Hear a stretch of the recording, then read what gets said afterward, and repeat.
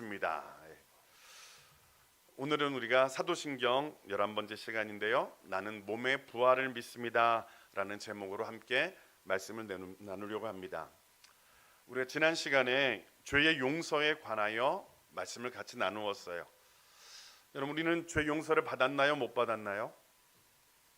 받았죠. 그렇죠? 죄 용서를 받았기 때문에 하나님의 자녀가 되었고, 이렇게 예배하며 하나님 앞에 찬양할 수 있는 그런 믿음의 사람들이 된 거예요.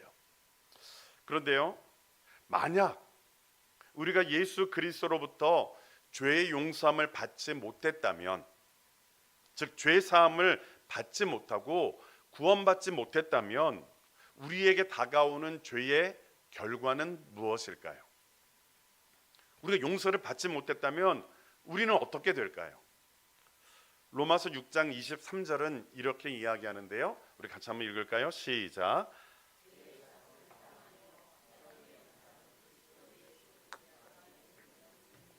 아멘. 우리가 죄 용서를 받으면 우리는 예수 우리 주 안에 있는 영생을 얻는 하나님의 자녀가 되지만, 용서를 받지 못한다면 그 죄의 삭슨, 그 결과는 어떻다는 거예요? 뭐라는 거예요? 사망이라는 거예요. 죽음이라는 거예요. 헬라어로 죽음이라는 단어는 사나토스라는 단어인데요, 분리라는 의미를 가지고 있어요. 그러니까 성경에서 말하는 죽음은 분리라는 개념으로 우리가 바라보아야 하는 거예요. 우리는 성경에서 죽음에 대하여 세 종류로 말씀하고 있는데요, 첫 번째 죽음은 영적인 죽음이에요. 이것은 하나님과 우리가 영적으로 분리된 상태를 말하는 거예요. 하나님과 나와의 관계가 어떻게 된 거예요? 단절되어졌다, 분리되어졌다 라고 말할 때 우리는 영적인 죽음을 맛보았다라고 이야기를 해요. 그러니까 하나님과의 관계가 끊어져서 하나님의 은혜를, 하나님께서 우리에게 주시는 은혜와 평강을 맛볼 수 있어요? 못 받아요? 못 보는 거예요. 여러분, 에베소서 2장 1절 말씀을 한번 읽어볼까요? 에베소서 2장 1절 시작. 그는 허물과 죄로 죽었던 너희를 살리셨도다. 이렇게 얘기해요. 허물과 죄로 뭐 했던? 죽었던. 그러니까 우리는 허물과 죄로 죽을 존재인가요? 죽었던 존재인가요? 죽었던 존재라는 거예요. 이미 죽었다라는 거예요. 이 말은 무엇이냐면 우리의 허물과 죄로 인하여서 우리는 하나님과의 관계가 어떻게 됐다는 거예요? 분리되어졌다, 단절되어졌다, 그런 존재였다라는 거예요. 죽었던 존재라는 거예요. 그러니까 이것은 무엇을 말하냐면 예수 믿기 전에 에베소 사람들의 상태를 말씀하고 있는 거예요. 심장은 뛰고 있고요, 육신은 살아 있어요. 그런데 영적으로는 어떤 거예요? 죽은 거예요. 여러분, 예수 믿기 전 저와 여러분들의 상태가 바로 이런 상태였다라는 것이죠. 영적으로 죽은 존재. 그리고 지금 모든 믿지 않는 사람들의 상태가 바로 어떤 상태예요? 영적으로 죽은 상태라는 거예요. 여러분, 이 죽음은 어떨 때 살아날 수 있는 건가요? 영적인 죽음을 맛본 사람은 어떨 때 살아나죠? 다시 이렇게 한번 물어볼게요. 여러분들은 영적으로 살아났나요? 죽었나요? 어떻게 됐다고요? 영적으로는 죽었어요? 살았어요? 살았어요. 왜요? 누굴 믿기 때문에? 예수를 믿기 때문에. 우리는 영적으로 죽었던 우리가 예수를 믿은 순간 영적으로 살아난 거예요.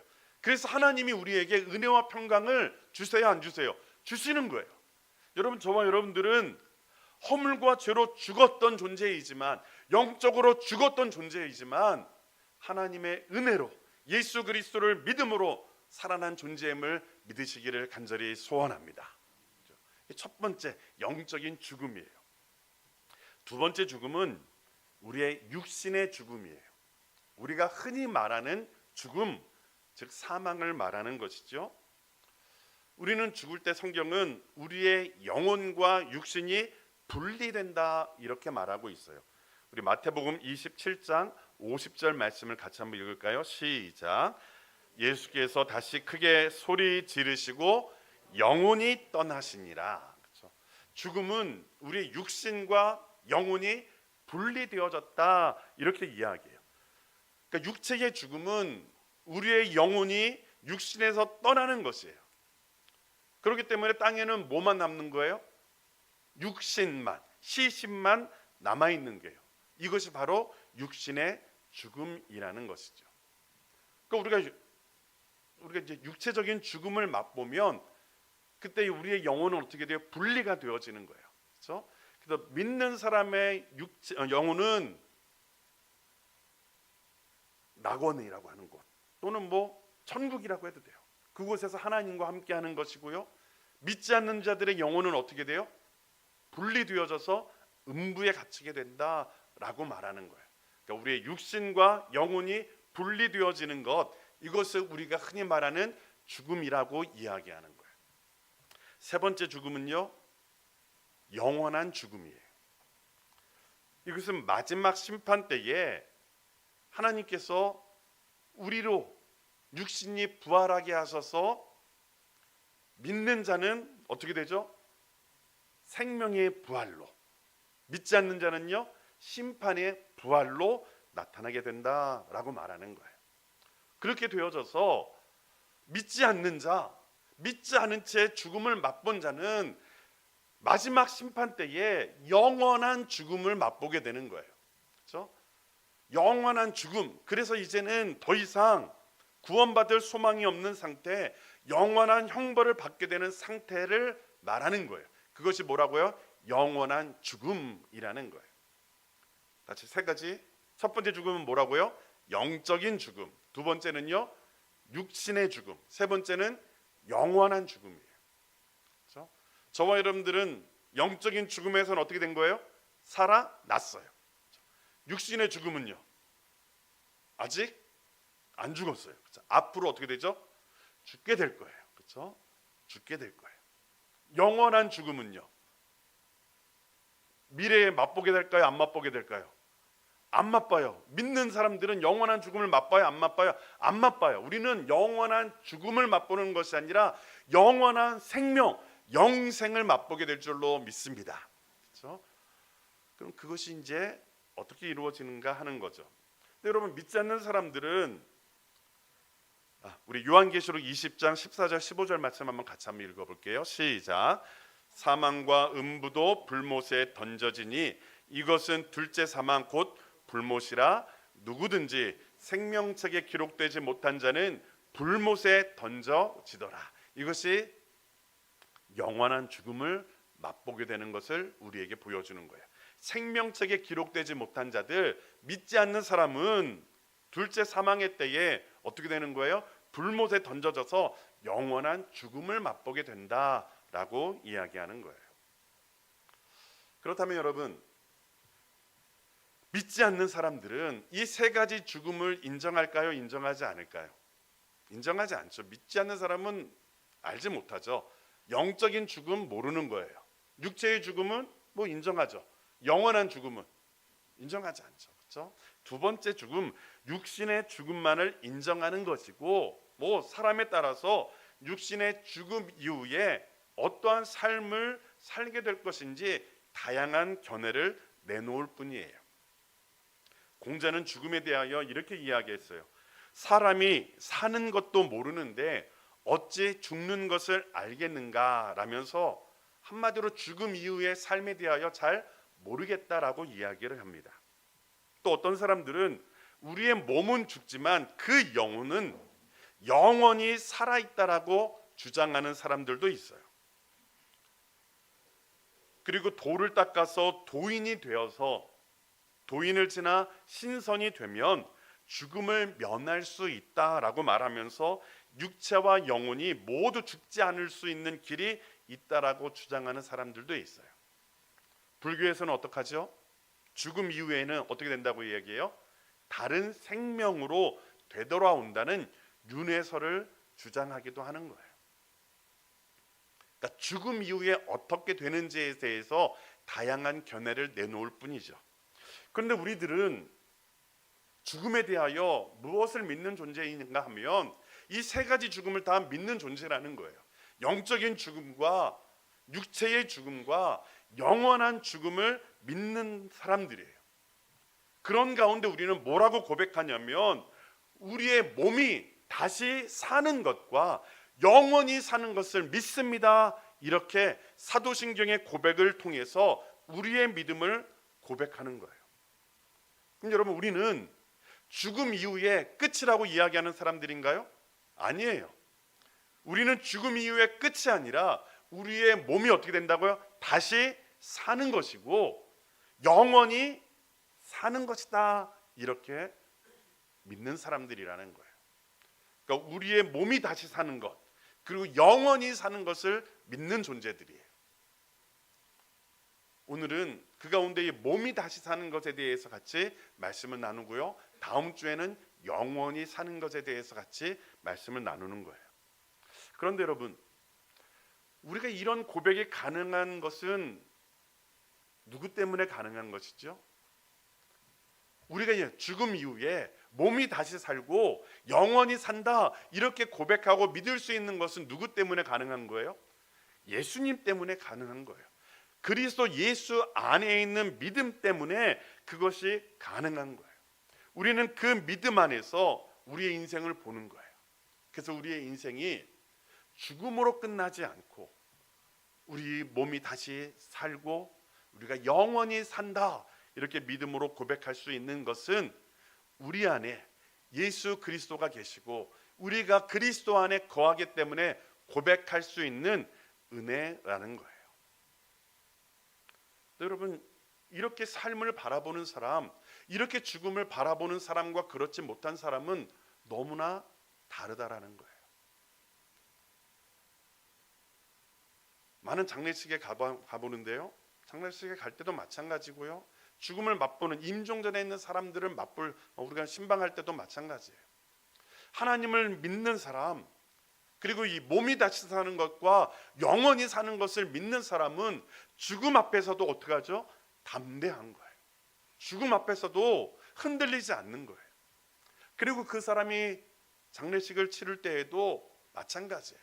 물론 슬프고 물론 안타깝지만 그럼에도 불구하고 몸이 다시 사는 것을 믿고 영원히 사는 것을 믿기 때문에 기쁨이 있고 감격이 있고 은혜가 있는 것이죠.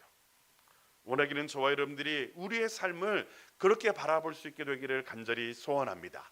몸이 다시 사는 것과 영원히 사는 것을 믿습니다라고 고백하면서 우리의 죽음을 맛볼 수 있는 그런 우리들의 모습이 되어야 한다는 것이죠.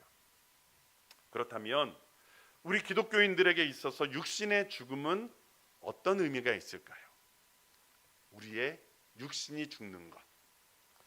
죽음이 무엇인지를 이해하려면 생명이 무엇인지를 먼저 알아야 하겠죠. 생명이라는 말은 한자로 태어나다 살다라는 뜻을 가진 생과 목숨 또는 명령을 의미하는 명, 이게 합쳐져서 생명이 되는 거예요. 그래서 어떤 목사님은 이 생명을 이렇게 설명해요. 하나님께서 우리에게 살라고 내리신 명령이다. 따라해 볼까요? 하나님께서 우리에게 살라고 내리신 명령이다. 그게 생명이라는 거예요. 그러니까 우리 믿음의 사람은 생명을 어떻게 바라봐야 되느냐? 누가 주신 거예요? 하나님께서 우리에게 살라고 내리신 명령, 그것이 바로 생명이다라고 이야기하는 거예요. 그렇기 때문에 우리는 생명이 있는 동안에는 어떻게 살아야 돼요? 열심히 살아야 되는 거예요. 최선을 다하여 살아가는 거예요. 그렇다면 죽음은 무엇일까요? 살라고 내리신 명령이 생명이라고 한다면 죽음은 뭘까요? 그만 살고 어떻게 하라는 거예요? 오라는 거예요. 그렇죠? 그만 살고 나에게로 돌아오라는 하나님이 내리신 소환 명령이 죽음이라는 것이죠. 그래서 칼바르트라고 하는 신학자는 죽음을 하나님의 소환장이다라고 이야기를 했어요. 우리를 세상에 보내신 하나님께서 우리를 다시금 어떻게 하신 거예요? 부르시는 것, 그것이 죽음이다라는 거예요. 그래서 우리는 이 생명과 이 죽음을 통해서 우리는 유한한 존재라는 것을 깨닫게 되는 것이고, 우리의 인생의 주인이 내가 아니라 누구라는 것을 깨닫게 되는 것이죠. 하나님이심을 깨닫고 고백하는 거예요. 하나님의 사람들은 우리의 생명이 하나님이 나에게 허락하신 생명이고, 죽음 또한 하나님께서 나를 부르신 하나님의 부르심이다 라고 고백하면서 내 삶의 주인이 내가 아니라 하나님이심을 고백하는 거예요. 그렇기 때문에 태어나고 죽는 것은 우리 마음대로 되나요? 되지 않나요? 되지 않는 거예요. 하나님의 뜻대로 되어진다라는 것을 우리는 고백하는 것이지요. 그렇다면 하나님의 부르심, 다시 돌아오라는 부르심을 죽음이라고 한다면 그 죽음 이후에 우리는 어떻게 되는 것일까? 이런 질문을 하지 않을 수 없어요. 성경은 이렇게 이야기를 해요. 우리 히브리서 9장 27절 같이 한번 읽겠습니다. 시작.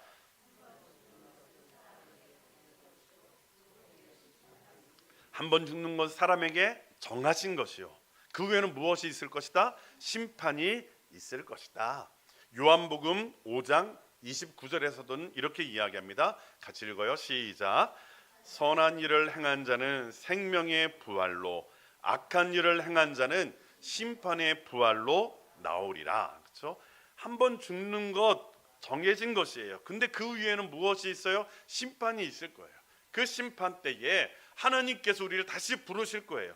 그때에 선한 일을 행한 자, 즉 하나님을 믿는 믿음의 사람은 생명의 부활로, 악한 일을 행한 자, 즉 하나님을 믿지 않는 사람은 어떻게 된다고요? 심판의 부활로 나오게 될 것이다. 성경은 이렇게 이야기하는 거예요.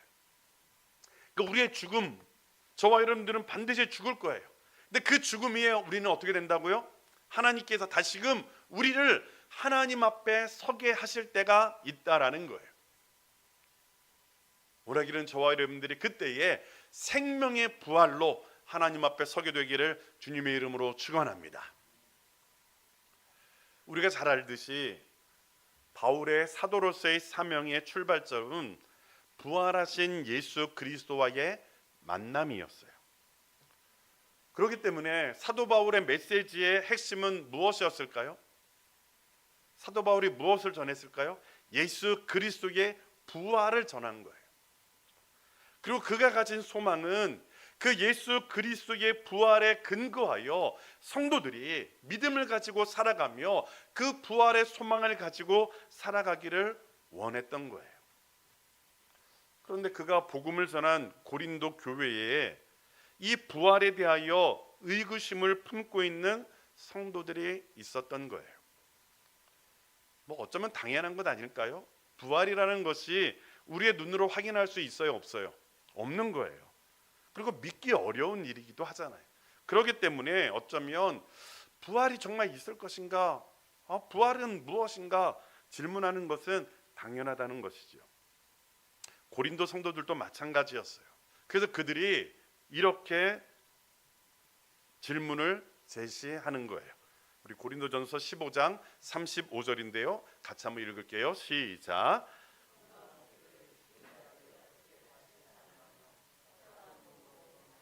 누가 묻기를 죽은 자들이 어떻게 된다고? 어떻게 다시 살아나냐? 첫 번째, 어떻게 다시 살아날 수 있느냐? 두 번째, 어떠한 몸으로 오느냐? 그것에 대해서 묻는다라는 거예요. 어떻게 죽은 자가 살아날 수 있느냐? 그것을 묻고, 두 번째, 만약에 그렇다면 어떤 몸으로 오느냐? 이렇게 질문하고 있다라는 것이죠. 먼저 바울은요, 죽은 자들이 어떻게 다시 살아날 수 있는가를 묻는 사람에게 씨앗을 예로 들어서 부활을 설명하고 있어요. 여러분, 씨앗이 땅에 심기면 어떻게 되죠? 우리는 성경을 잘 읽었기 때문에 한 알의 밀알이 땅에 떨어져 죽으면 이렇게 되죠, 그렇죠? 맞아요. 여러분, 씨앗은 땅에 심겨지는 거예요, 뿌려지는 거예요. 그러면 그 씨앗이 어떻게 됩니까? 싹이 나고 열매가 생기는 거예요. 그때 우리는 씨앗이 땅에 심기어서 죽어야 싹이 돋아난다 이렇게 표현하는 거예요. 그러니까 물론 씨앗의 생명 자체가 없어진 것은 아니죠. 그러나 그 형체는 사라지는 거예요. 씨앗으로서의 모습은 사라지는 거예요. 그래서 마치 죽는 것과 같아요. 그러나 여기에서 뭐가 싹이 돋아나고 새로운 형체로 자라나는 거예요. 우리의 육체도 마찬가지라는 거예요. 우리도 죽으면 우리의 육신이 어떻게 되죠? 썩어요. 그렇죠? 그 썩을 때에 믿는 사람들은 그 믿음대로 그 육신이 썩어진 육신이 어떻게 된다는 거예요? 부활의 몸을 다시 입게 된다는 거예요. 그러니까 씨앗이 열매를 맺는 일이 하나님의 역사로 가능하다면 우리의 죽은 몸, 그 몸이 다시금 부활의 몸으로 바뀌어지는 것이 가능해요? 가능하지 않아요? 가능하다는 거예요. 생명의 주관자가 하나님이심을 우리는 믿기 때문에 우리의 몸이 썩어서 죽게 된다 할지라도 그것이 다시 어떻게 된다고요? 부활할 것임을 우리는 믿음으로 고백할 수 있다라는 거예요. 우리가 하는 거예요? 아니에요. 누가 하시는 거예요? 하나님께서 그렇게 하시는 거라는 거죠. 씨앗이 다시 살아나는 것처럼 우리의 육체 또한 다시금 살아난다. 그렇게 바울은 이야기를 하고 있는 거예요. 계속해서 바울은 죽은 자들이 어떤 몸을 입는가라는 질문에 답을 하고 있어요. 여러분, 이 세상에는요, 사람, 새, 물고기, 동물 등의 다양한 육체가 있어요. 그리고 그 육체는 하늘에 속한 육체도 있고요, 땅에 속한 육체들도 있고요, 바다에 속한 육체들도 있어요. 각 육체는 각각 그 적합한 환경에서 살아가도록 만들어진 것이고 그 삶의 현장에서 하나님의 영광을 드러내는 거예요. 그러니까 모든 생명체는 각각 이 땅에서 그 하늘에서 물에서 각각 적합한 육체로 태어났고 그렇게 살아감을 통해서 하나님의 영광을 드러내도록 만들어진 존재라는 것을 우리에게 보여주고 있어요. 그런데 그 육체, 특별히 인간의 육체는 부활하게 되면 그 부활하는 몸을 통해서 하나님의 영광을 드러내게 된다라고 이야기를 하는데요, 그것이 오늘 본문의 말씀이에요. 우리 고린도전서 15장 42절부터 44절까지 같이 한번 읽어볼게요. 시작. 죽은 자의 부활도 그와 같으니 썩을 것으로 심고 썩지 아니할 것으로 다시 살아나며 욕된 것으로 심고 약한 것으로 심고 강한 것으로 다시 살아나며 육의 몸으로 심고 신령한 몸으로 다시 살아나나니 육의 몸이 있은즉 또 영의 몸도 있느니라. 아멘. 바울은 육적인 몸이 씨앗으로 심겨져서 영적인 몸의 열매로 다시 살아나게 될 것이다라고 설명하는 거예요. 근데 다양하게 설명해요.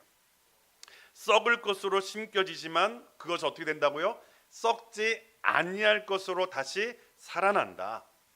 욕된 것으로 심지만 그것이 어떻게 된다고요? 영광스러운 것으로 다시 살아난다.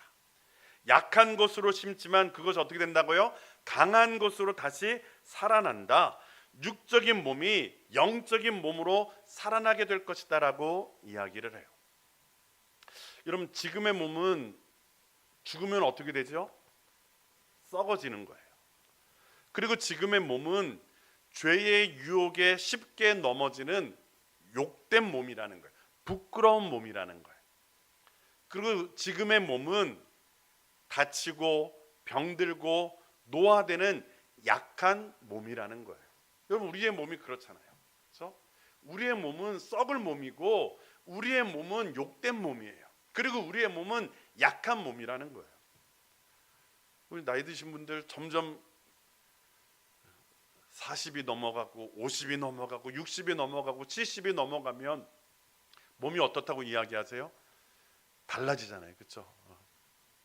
무릎도 아프고, 무릎만 아프면 다행인데 발목도 아프고, 안 아픈 데가 있어요, 없어요?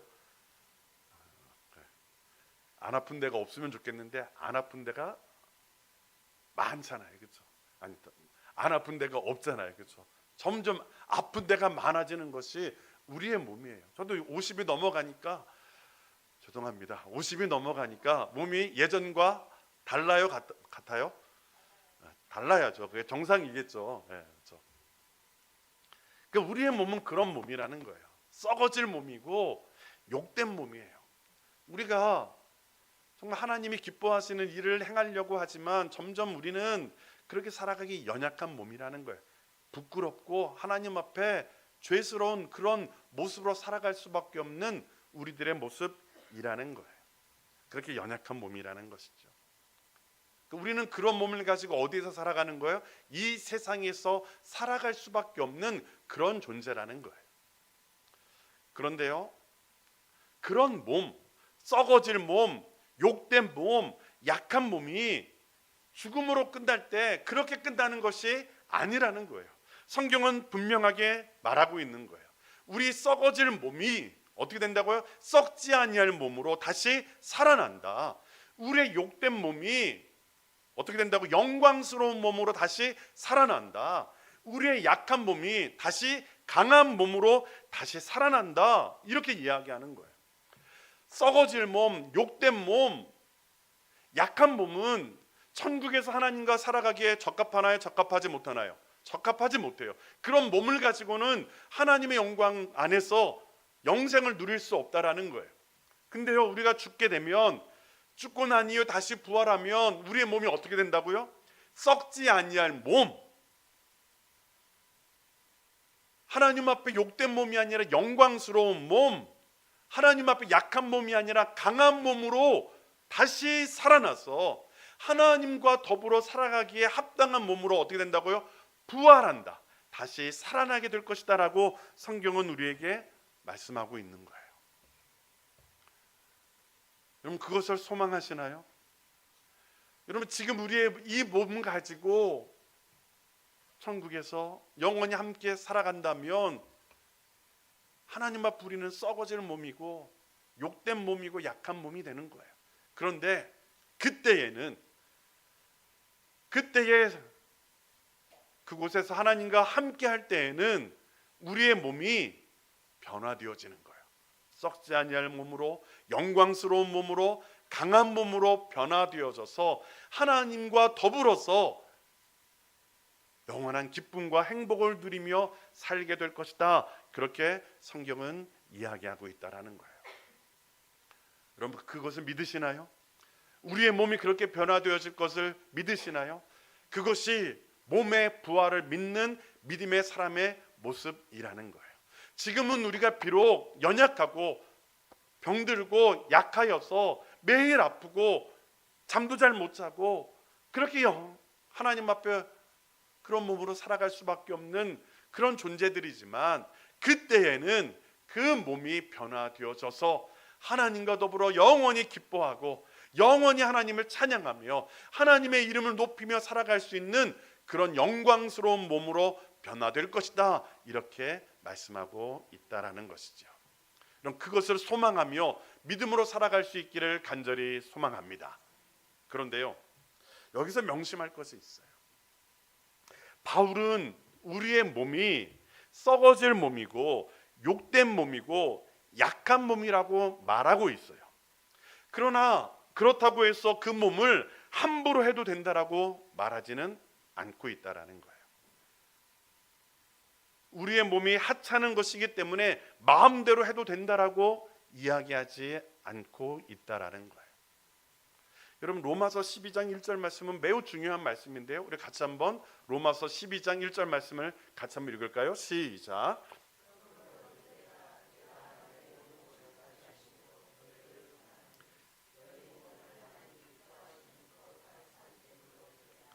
이는 너희가 드릴 영적 예배니라. 아멘. 사도 바울은 로마서 12장 1절에서 이렇게 말하는 거예요. 너희 몸을, 여기서 말하는 너희 몸은 어떤 몸인가요? 우리의 썩어질 몸이고 우리의 욕된 몸이고 우리의 약한 몸이에요. 이 세상에서 죄 지을 수밖에 없고 이 세상에서 연약할 수밖에 없고 넘어질 수밖에 없는 그런 몸이에요. 그런데 사도 바울은 뭐라고 이야기하느냐? 그런 너희 몸을 하나님이 기뻐하시는 거룩한 산 제물로 드리라는 거예요. 이 말은 우리의 몸을 가지고 하나님의 기쁨이 되도록, 하나님의 영광이 되도록, 하나님이 기뻐하시도록 하나님 앞에 뭐 하라는 거예요? 드리라는 거예요. 왜요? 이 연약한 몸도 하나님의 것이고 하나님께서 받으시기 원하는 몸이기 때문이라는 거예요. 여러분, 병들고 약한 우리의 몸, 그런 하나님은 그 몸으로 뭐 하기를 원하세요? 영광 받으시기를 원하세요. 여러분들의 연약한 몸, 날마다 죄짓고 하나님 앞에 부끄러운 그 몸, 그러나 그 몸을 통해서 하나님은 영광 받기를 원하시고 기뻐하시기를 원하신다라는 거예요. 여러분, 우리는 우리의 몸이 그래 썩지 아니할 몸, 영광스러운 몸, 강한 몸으로 변화되실 것을 믿는 사람들이에요. 그러나 그 믿음이 있기 때문에 지금 현재의 삶에서 어떻게 하느냐? 그 연약하고 부끄럽고 연약한 몸이지만 그 몸을 가지고 어떻게 하는 거예요? 하나님을 섬겨 나가는 거예요. 하나님의 기쁨이 되도록 최선을 다해서 살아가는 거예요. 남과 비교하지 않고 하나님 앞에 원망하지 않고 불평하지 않고, 왜 하나님 나는 이렇게 만드셨나요? 왜 하나님 나는 이렇게 보잘것없나요? 하나님 왜 나는 이렇게 매일 아프고 매일 이렇게 병원 신세 지고 약 신세를 지면서 그렇게 살아가나요? 그렇게 불평하는 자들이 아니라는 거예요. 우리는 비록 연약한 몸이지만 그 몸을 가지고 하나님을 예배하는 것이고요, 그 몸을 가지고 하나님을 증거하는 것이고요, 그 몸을 가지고 최선을 다해서 내가 할 수 있는 최선을 다해서 하나님의 기쁨이 되도록 섬겨 나아가는 거예요. 우리가 가지고 있는 물질, 시간, 명예, 이 모든 것들은 우리가 죽으면 사라져 버릴 것이에요. 썩어질 것들이에요. 그런데요, 그것을 가지고 나를 위해서 사용하는 것이 아니라 하나님의 영광을 위해서 우리의 시간과 물질과 우리의 모든 것을 드리면 그 모든 것을 통해서 누가 영광 받으세요? 하나님이 영광 받으시는 거예요. 그것을 통해서 하나님께서 잘했다 칭찬하시고 우리가 주님 앞에 설 때에 하나님은 그것을 통해서 우리를 썩지 아니할 영원한 몸으로 변화시켜 주시는 거예요. 우리가 부끄러울 수밖에 없고 연약할 수밖에 없어서 하나님 앞에 아무것도 드릴 것이 없는 것 같지만 그 부끄러운 것 때문에, 그 연약한 것 때문에 하나님을 바라보면서 하나님을 의지하면서 하나님 앞에 무릎 꿇고 기도하면서 하나님을 바라보고 약할 그때에 강함을 주시는 하나님을 덧입어 그 몸을 가지고 하나님을 섬기면 그것을 통해서 하나님께서는 영광 받으시고 기뻐하시는 거예요. 사랑하는 성도 여러분, 여러분들의 모습을 한번 돌아보세요. 하나님 앞에 드릴 것이 아무것도 없는 그런 몸 아닌가요?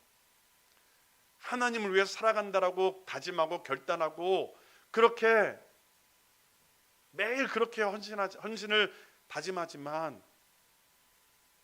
또 하루를 돌아보고 또 일주일을 돌아보면 하나님 말씀 앞에서 우리는 부끄러울 수밖에 없는 존재이고 연약함을 고백할 수밖에 없는 존재이고 우리의 죄인됨을 고백할 수밖에 없는 그런 연약한 존재 아닌가요?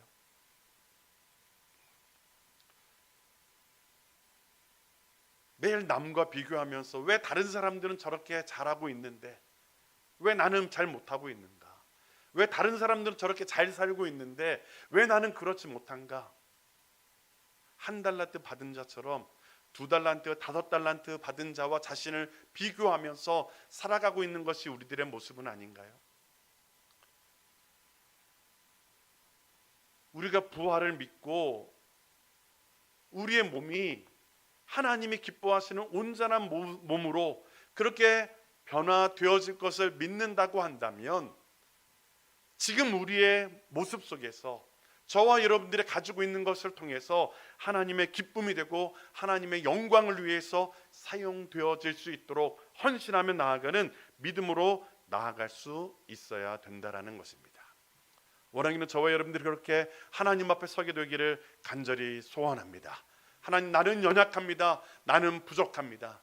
그러나 하나님께서 나의 그 부족한 그 연약한 모습으로 하나님이 기뻐하시는 모습으로 드려져서 영광 받기를 원하심을 깨닫고 믿음으로 살아갈 수 있도록 하나님 나를 붙잡아 주옵소서. 기도하며 나아가는 우리 모두가 될 수 있기를 간절히 소원합니다. 고린도후서 5장 17절을 잊지 마시기를 바랍니다. 같이 한번 읽을까요? 시작. 그리스도 안에 있으면 새로운 피조물이라. 이전 것은 지나갔으니 보라 새 것이 되었도다. 아멘. 여러분, 우리는 여전히 썩을 몸, 욕된 몸, 약한 몸을 가지고 있어요. 그러나 그리스도 예수 안에 있으면 우리는 새로운 피조물이다라고 성경은 이야기해요. 그 썩을 몸, 욕된 몸, 약한 몸을 가지고 이제는 누구를 위해서? 하나님을 위해서, 하나님의 영광을 위해서, 하나님이 기뻐하시는 산제물로 드릴 수 있는 새로운 피조물이 되었다, 이렇게 말하고 있는 거예요. 우리의 시각이 달라져야 돼요. 우리의 모습이 달라져야 돼요. 아무리 예수 그리스도 안에 있다고 해도 나는 부족해, 연약해, 그러면 하나님 앞에 드릴 것이 아무것도 없는 존재예요. 그러나 부족하고 연약하지만 예수 그리스도 안에 있는 나는 새로운 피조물이다. 날마다 하나님 앞에 새로운 피조물임을 고백하며 이전 것은 지나갔으니 보라 새 것이 되었도다. 오늘 나의 삶을 통하여 하나님의 영광이 되어지고 하나님의 기쁨이 되어지고 하나님께서 기뻐하시는 아름다운 모습으로 하나님 앞에 드리는 저와 여러분들의 모습이 될 수 있기를 간절히 소원합니다. 그것이 몸의 부활을 믿으며 살아가는 하나님의 사람들의 모습이라는 거예요. 그 몸을 가지고 날마다 하나님의 하나님 되심을 찬양하고 하나님을 사랑합니다, 하나님을 사랑합니다 고백하며 하나님의 영광을 위하여 달려나가는 우리 모두가 될 수 있기를 주님의 이름으로 축원합니다.